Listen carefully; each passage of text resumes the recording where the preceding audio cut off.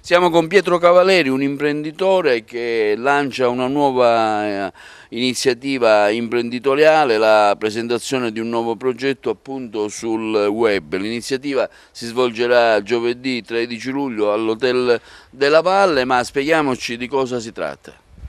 Sì, giovedì prossimo, il 13 luglio appunto alle 18:30 presso l'Hotel della Valle. Ho il piacere di fare questo evento, di organizzare questo evento e sarebbe praticamente la sesta tappa di un piccolo tour di presentazione di questo progetto che mi sta dando parecchie soddisfazioni. Io sono aragonese, però da 15 anni vivo in Abruzzo. Qualche anno fa ho scoperto le potenzialità del web. Ho conosciuto tante persone che attraverso internet sono riuscite a vivere, stanno ottenendo grandissimi successi, stanno vivendo bene, guadagnando parecchi soldi. E a un certo punto della mia vita ho avuto l'opportunità di sviluppare un mio progetto e per fortuna sta andando benissimo. Da 5 anni sto ottenendo grandissimi risultati in termini economici. Attualmente in tutta Italia ci sono circa 500 persone che mi seguono. È un progetto particolare che è nato dalla mia passione per il calcio.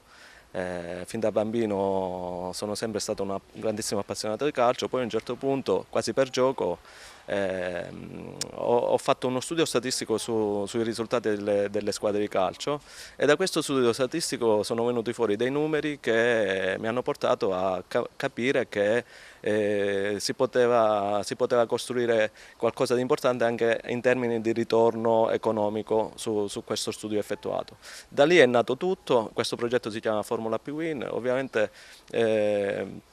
lo strumento che utilizziamo per monetizzare questo studio statistico alla fine sono le scommesse sulle partite di calcio, però questo è l'ultimo passaggio di un percorso che è praticamente scientifico, quindi tutto nasce appunto da questo attento studio statistico fatto su diversi campionati di calcio.